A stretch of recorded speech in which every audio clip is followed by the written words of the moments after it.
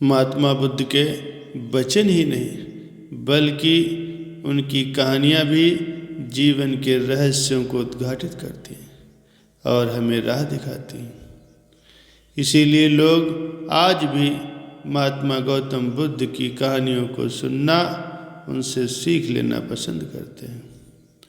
गौतम बुद्ध जब भी अपना प्रवचन समाप्त करते तो अपने शिष्यों को 3 बार ये जरूर कहते हैं कि जाओ अब अपना अपना काम करो। उनका एक प्रिय भिक्षु भी था जिसका नाम था आनंद। उसे ये बात बड़ी अजीब लगती कि रोज रोज उसी बात को कहने का क्या मतलब है।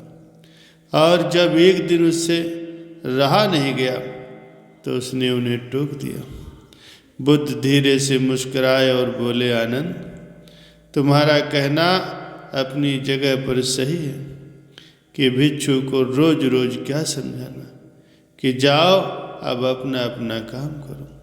पर शायद तुमने ये ध्यान नहीं दिया कि धर्म सभा में सिर्फ भिक्षु ही नहीं, आसपास की बस्तियों के बहुत से लोग भी आते हैं। उनमें से बहुत से लोग ऐसे होते हैं जो पहली बार आए होते हैं। तो उनके लिए मैं ये बात 3 बार जरूर दोहराता हूँ। पर यह स्पष्टीकरण भी आनंद के पल्ले नहीं पड़ा।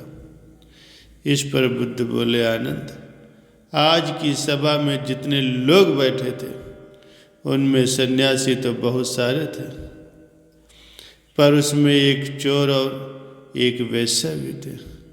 कल तुम ऐसा करना कि किसी एक सन्यासी उस चोर और वैश्या से जा कर के मिलना और उनसे पूछना कि मेरी बातों का उन्होंने क्या अर्थ ग्रहण किया।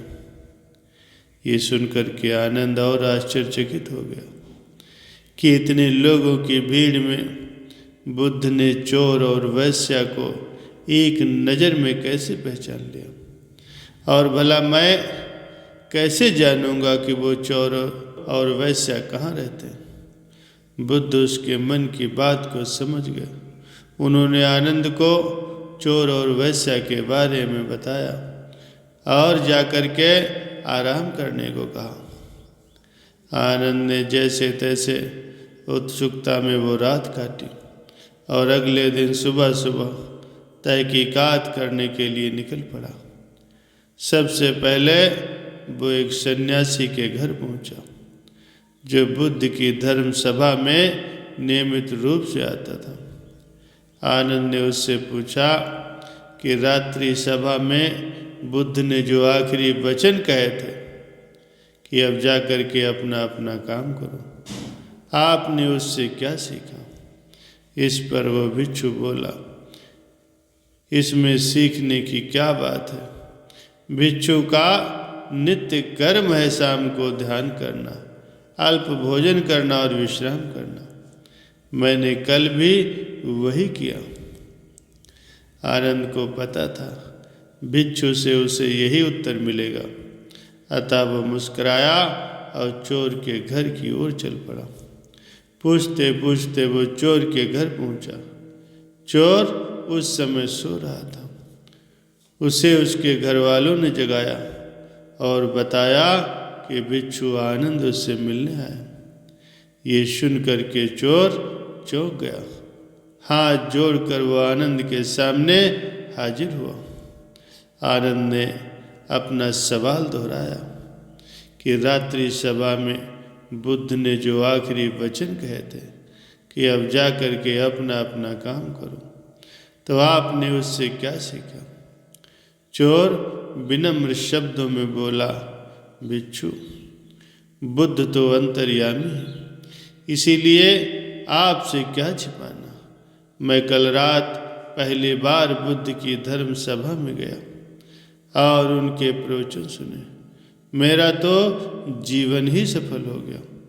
बुद्ध के प्रवचन सुनने के बाद मैं उनके कहे अनुसार अपने काम यानी कि चोरी करने निकल पड़ा और कल इतना तगड़ा माल हाथ लगा कि अब मुझे आगे चोरी करने की ज़रूरत नहीं पड़ेगी। अब मैं अपना पूरा जीवन आराम से काट सकूँगा। चोर की बात सुन करके आनंद हैरान रह गया। वो वहाँ से उठा और वेश्या के घर की ओर चल पड़ा। वेश्या आनंद को देखते ही पहचान गई। उसने आनंद को प्रेम पूर्वक घर के भीतर बुलाया और उनके लिए जलपान लेकर के आई।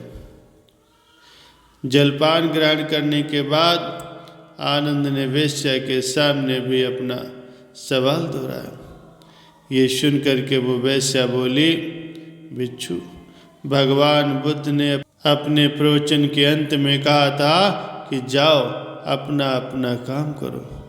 सो प्रवचन के बाद में मैं अपने घर आई और अपने काम यानी नाच गाने के महफिल सजाए, लेकिन बुद्ध के आशीर्वाद से कल के जैसी महफिल कभी नहीं सजी। कल मेरी महफिल में बड़े बड़े राजे महाराजे पधारे। उन लोगों ने प्रसन्न होकर मुझे इतना धन धान्य दिया कि अब मुझे धन के लिए ये कर्म करने की कभी भी आवश्यकता नहीं पड़ेगी। आनंद के आश्चर्य की कोई सीमा न रही। वो वहाँ से वापस महात्मा बुद्ध के पास गया। उसने बुद्ध को जाकर के प्रणाम किया और उन्हें सारी बात कह सुनाई। बुद्ध बोले, आनंद, इस संसार में जितने भी व्यक्ति हैं सबके मस्तिष्क अलग अलग हैं। वे सभी लोग अपनी अपनी बुद्धि और क्षमता के अनुसार ही हर बात का मतलब निकालते हैं। इसीलिए मैं अपनी इस बात को 3 बार कहता हूँ कि जाओ अपना अपना काम करो। इसके पीछे मेरी सोच यही होती है कि किसी के समझने में कहीं कोई कमी न रह जाए, लेकिन इसके बाद भी लोग उस बात का मतलब अपने अपने हिसाब से समझते हैं और इसका कोई उपाय भी नहीं है। इसीलिए ये सृष्टि ऐसी है। हम इसे बदलने के लिए लोगों को प्रेरित तो कर सकते हैं, पर हमारी बातों का कितना असर उन पर होगा ये कोई नहीं जानता। इसीलिए मैं सभी के साथ एक समान व्यवहार करता हूँ और सभी को एक समान अपना अपना कार्य करते रहने के लिए प्रेरित करता हूँ। प्यारे सज्जनों, हम उम्मीद करते हैं कि आपको ये महात्मा गौतम बुद्ध की कहानी पसंद आई होगी। वीडियो को लाइक करें, शेयर करें और सब्सक्राइब जरूर करें। वीडियो देखने के लिए आपका बहुत बहुत धन्यवाद।